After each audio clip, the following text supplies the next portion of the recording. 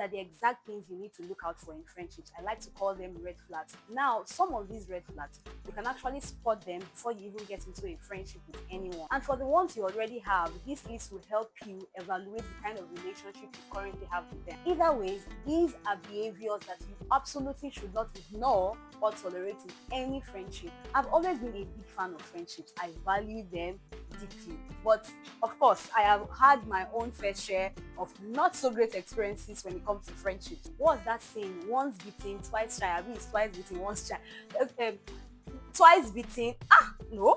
Once bitten, twice shy. But me, I've been beaten more than once. So still, I hold on to the belief that having the right set of people around you, having great friends around you, is one of life's biggest hacks. When you have the right people in your corner, your life is going to shift in ways that you cannot even explain. So when building a friendship with anybody, there are certain things that you need to check out for before you start any form of relationship with them.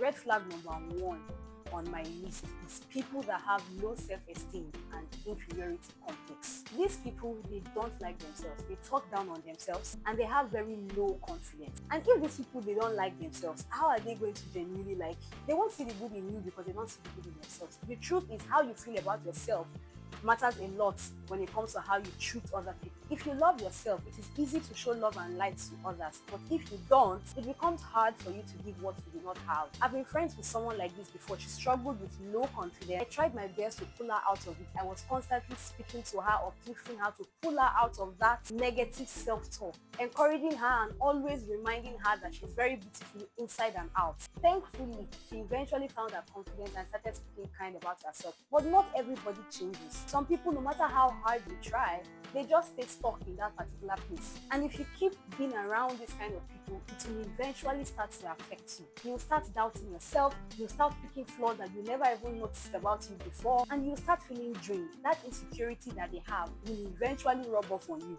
I've seen situations where someone that is insecure about themselves starts projecting that insecurity onto their friend. This girl, she had big arms, so she was always telling her friend, please stop wearing sleeveless top. Why are you wearing sleeveless top? That's your big arm. It's not even fine. You need to stop wearing sleeveless top. You can see me now. I have big arms, but I'm wise enough not to wear this kind of clothes. But you have big arms too and you're wearing them.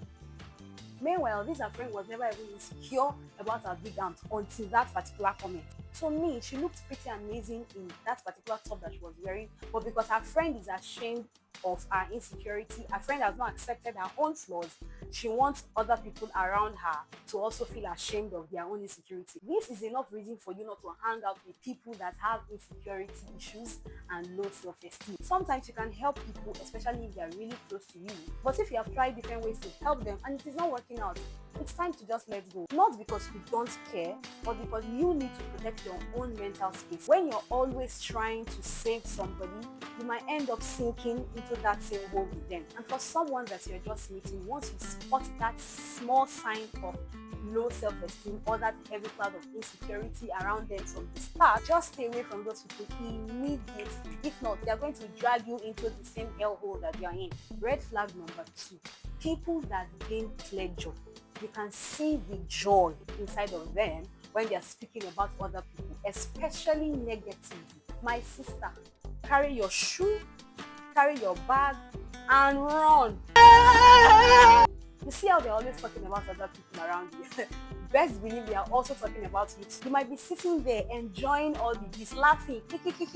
It's all fun and games now because it's not about you, Abby. But trust me, the same way they are spilling other people's business to you is the same way they are spilling your business to someone else. And the same way you are sitting down there enjoying this and laughing, that is how someone else is hearing your own gist and they are laughing and cussing you out.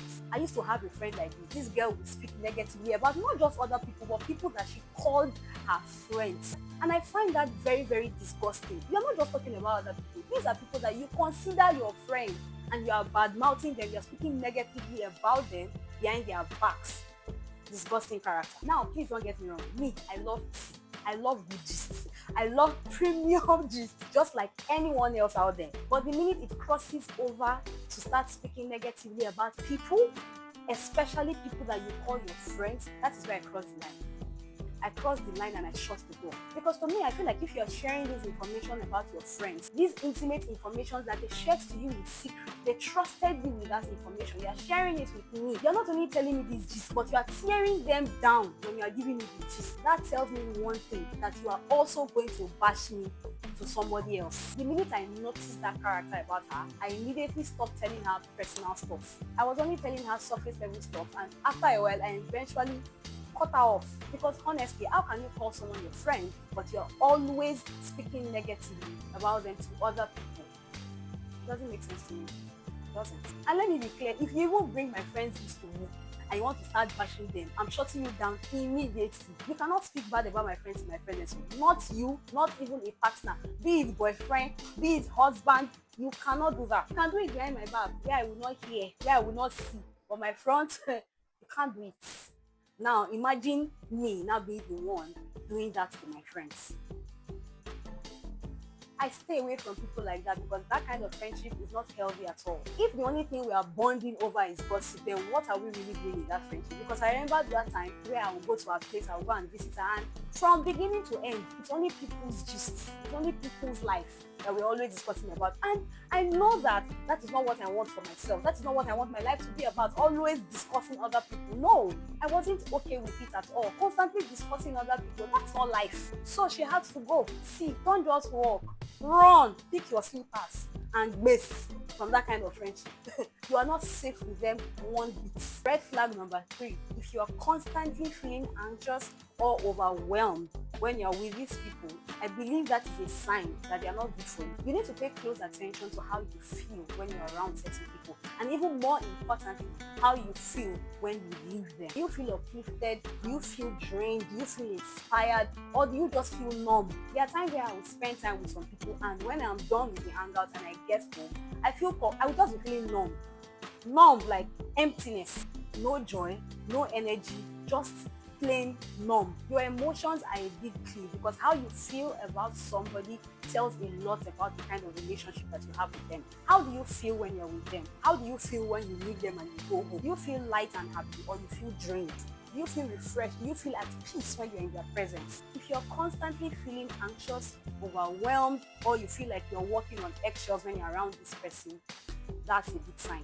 You need to take your time and think about it deeply, because your feelings are telling you something that you need to start paying attention to. The next red flag on my list are people that do not respect your boundaries. This is a big red flag.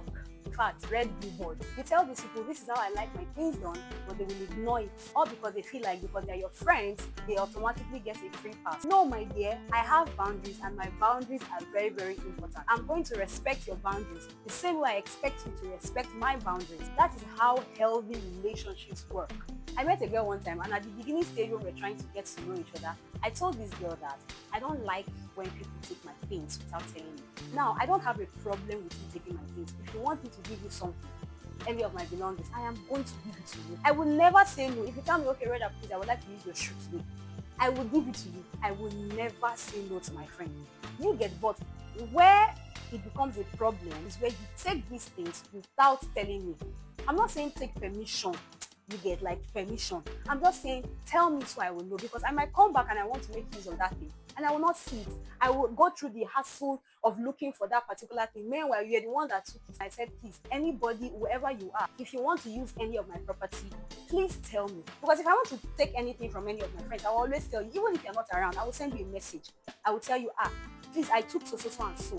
Please, I want to use so and so. So you will be aware that I'm with that particular thing. So I told her, I said, I don't like people taking my things without telling me. Let me know. Whether I am present or I am not present, let me know. That is all that I require. I will never say, no, I'm not going to give it to you. If I have it and you're my friend and you need it, why not? You can have it, but tell me so I will be in the know. This girl got upset.